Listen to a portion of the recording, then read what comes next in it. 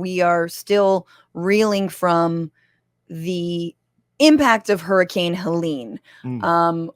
200 at least people died as a result of it. Wow. There's still rescue efforts underway. There's still difficulty in getting any aid to the area, again, throughout North Carolina and Georgia, Alabama, Tennessee, Florida, all that, right? And now we have Hurricane Milton, which is bigger, better. It is terrifying. It's just fucking terrifying. That's what is happening right now. Here is an aerial shot that you need to just see, taken from space, of the hurricane as it is gaining steam and speed in the Gulf of Mexico. It was a Category 5 as of this morning. This is Tuesday. It was downgraded to 4, but it seems like it could actually go back to a 5. Winds are about 150 miles per hour with wind gusts at 180, I believe the last was. Where's is Helene just gone? Helene is gone. Oh. It dumped a lot of rain. Bye. Bye, Helene. Smell you later. And Milton has come in her wake. And it is truly terrifying. Here is just a sort of satellite, not satellite imagery, but like a heat map-ish, whatever. The purple being the most severe rain and storm and wind. And you see Florida there just right in its path. The evacuation area in Florida is massive. Roads are completely clogged right now. And you see images. And the weirdest thing about it is like everyone's just using one side of the highway. Right, like we're still obeying fucking traffic rules when millions of people have been ordered to evacuate. Yeah, that is kind of strange, especially in Florida where they're just like, ain't no rules can stop me from. That's some woke shit driving the right way. With my bare hands. They're always eating alligators. They are. And okay, so then here, this is on Twitter. Brian McNulty says, right before landfall, Milton's inner core will pass over some of the warmest water of its entire journey. 30 to 31 degrees Celsius or 80 to 88 degrees Fahrenheit, which is 2 to 3 degrees Celsius, 3.5 to 5.5 degrees warmer than average for this time of year. And so what happens with hurricanes is that they gain speed and strength when they're passing over warmer water. Oh, no. Which is... No, that's bad. No, that's what? Why? I'm saying it's bad. I don't believe you. I meant that. Oh no. Bad. No, I went. Oh no, because that's fucking what's about scary. to happen. What is about to happen? It's supposed to make landfall on Wednesday. It is terrifying. It is really terrifying. And were you gonna go to Orlando? I was supposed to maybe go to Orlando, which already I'm like, I don't have any appetite to go to Florida. Like even before the hurricane, you were just like, ugh, I have to go all the way to Florida. Yes. But now I'm like, definitely go. Yeah.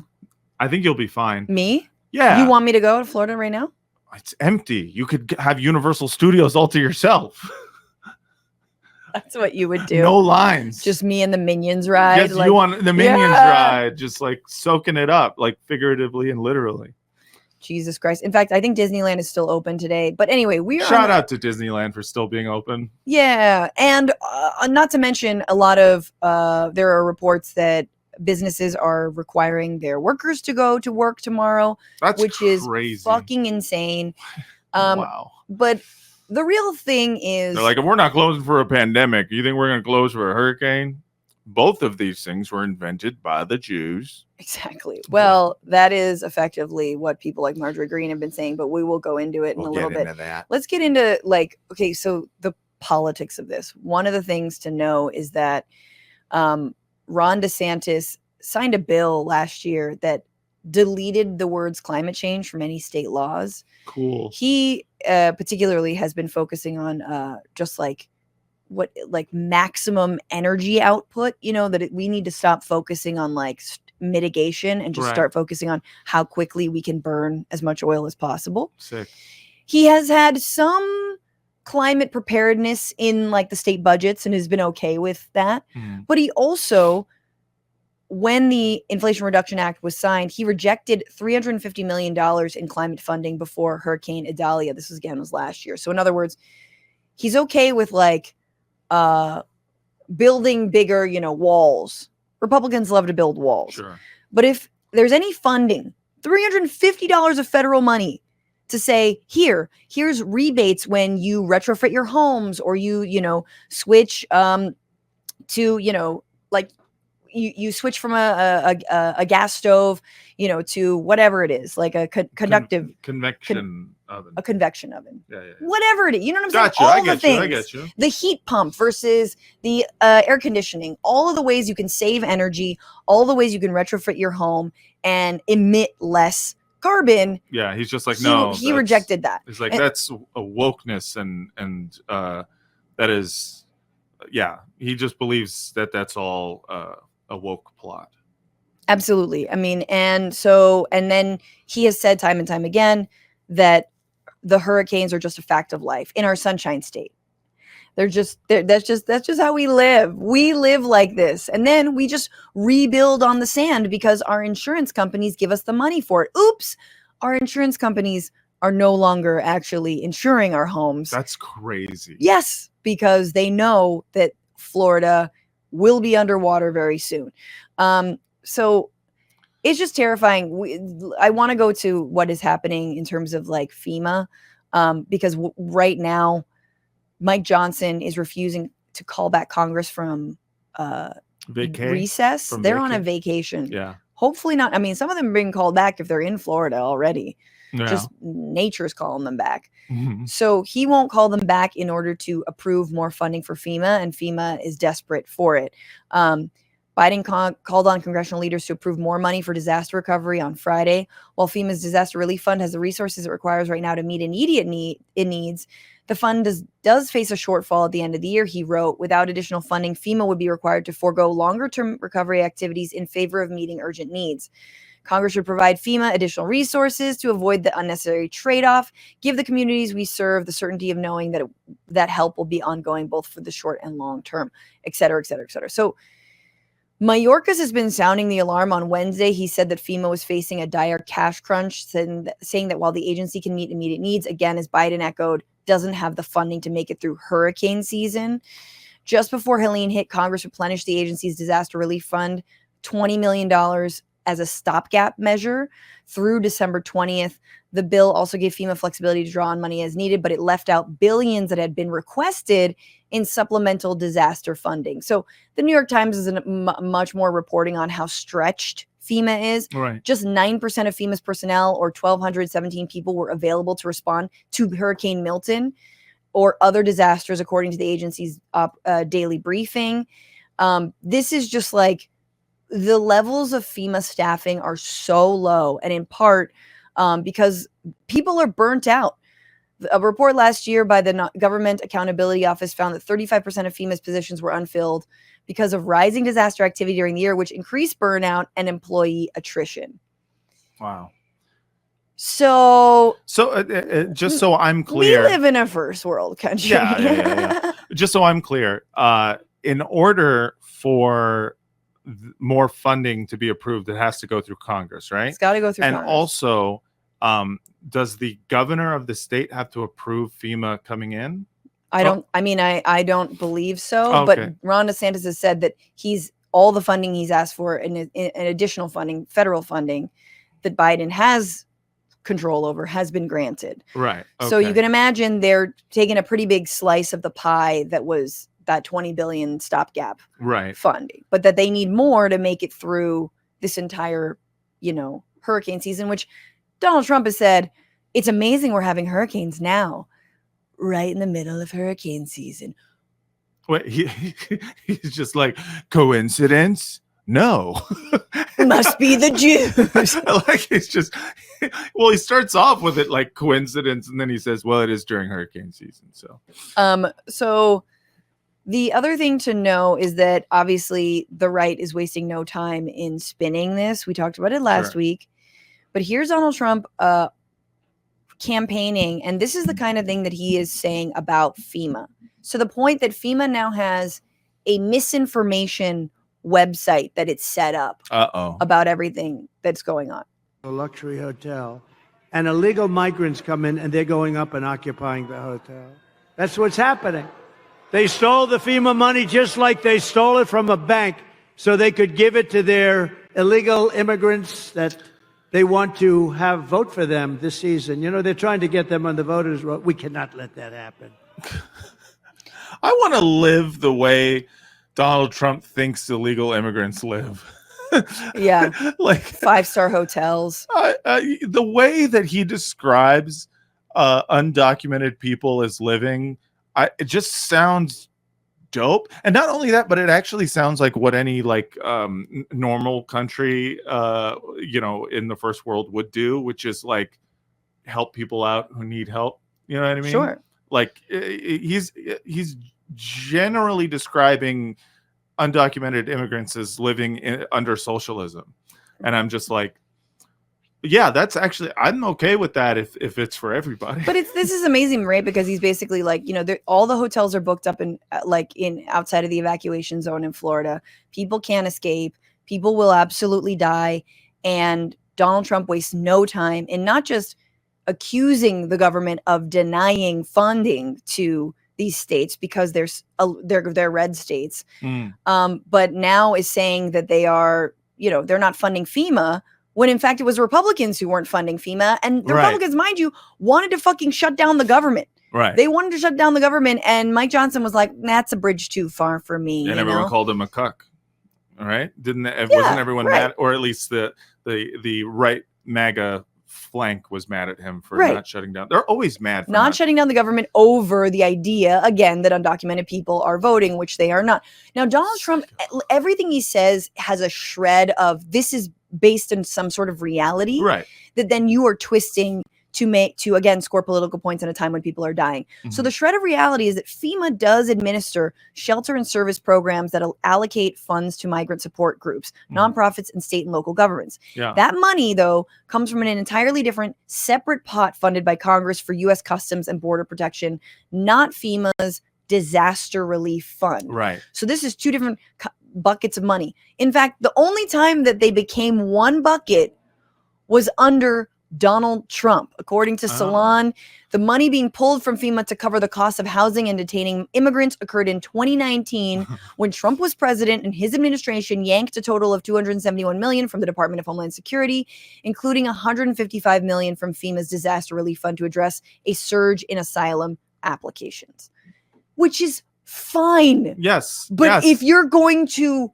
accuse the other side of doing this, we're gonna have to point that out. Right. And also, like in general, this is my issue with everything that he says, is to not get on the defensive about whether or not, like, all I can think is like everything that he's accusing the Democrats of doing for illegal immigrants. The sad part about it is that it's like mostly is not true. I wish it was true. Like I'm the loony left psychopath who's like, we should be treating anyone who does not have the means to escape or get to get out of a natural disaster zone. We should be giving them the means. We should give them a place to stay. We should be trying to make them whole as best as possible. It's just and the most vulnerable, which include undocumented people, unhoused people, people who can't afford a flight out, can't afford a train ticket out, whatever it is. I just hate are the ones who are going to die. And so it's like, shouldn't Trump be happy about all this? Well, shouldn't they be heralding the hurricane instead of blaming it on they? Yes. The theys, Matt? Them. Marjorie Green, I talked a little bit about this on Friday, tweeted, they can control the weather. It's ridiculous for anyone to lie and say it cannot be done. Followed up by tweets like this. Oh, damn. She is just discovering Wojak. Like all of these like old school meme like templates. Good for her. Look at that wall of text. So this is a tweet that just has, I guess his name is Wojak. I don't know, the like cartoon guy with the glasses saying they can't control the weather. And then a Chad pointing out all the times. And this text, by the way, is illegible. You're not supposed to be able to read it. And it is followed up by the world's longest community notes possible, which is so amazing. It's crazy that Elon Musk hasn't gotten rid of those yet. Right? They're straight fact checking him to his face. So she again points to the lasers. Everyone's Are talking. we back with the we're Jewish back- space lasers? They're not necessarily Jewish, but Oh, we're no, talking yeah, about the no. lasers. Yes. We're back to cloud seeding, which I believe is what the government of China did. And Right. I was saying this on Friday to try to create rain so they could get rid of like some of the smog during the Beijing Olympics. Right. Yeah. So everyone's going to do a deep dive again, as if human activity could affect the weather. That is everything except for massive amounts of drilling and pouring incredible amounts of CO2 into the atmosphere and other heat trapping gases. Yes. Like, we also believe that humans control the weather, just not in the way you think. The problem is just so I'm clear, she's implying that with the whoever they are putting a hit out on Florida before an election.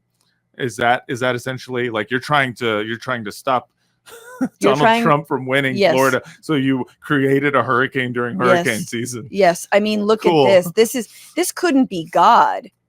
You know, what's bigger than God?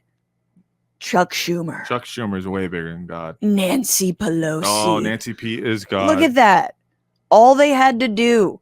I mean, first of all, it's been a long con. Nancy Pelosi has been just extracting natural gas and oil and gas and drilling personally for decades and decades and decades, leading all up to the 2024 election. So that she could unleash Milton. Upon Florida. Yeah. So I'm just imagining how big DeSantis's boots are going to be this time around. How tall them shits are going to go up. They're going to go up high. They're going to go all the way up to his neck. And we will see. There are reports that he wasn't taking calls from Kamala Harris or Joe Biden. That I think has been unsubstantiated. But I don't even want to say praying, but I am thinking of all the people who are going to be hit by this storm. It's going to be massive and it's going to be terrible. Yes. And I think there's also like a little bit of the liberal tendency to be like, well, it's a red state. Get that shit out of your mind, because the people who are going to be affected by it are not not the middle class white boat dads who think that Trump is awesome and that all libs should die. It is like it's normal people, regular people not of means, people who and even if they do have kooky political beliefs, it's like they're human beings, and we should not we don't want to get in the habit of letting our government off the hook for something that they should be doing, even if you're like, well, they're a red state. Like, stop that shit. Yeah, absolutely. I mean, there was on local Florida news, there was I just want to play this quickly. A meteorologist basically broke down into tears describing the hurricane. Incredible hurricane. It has dropped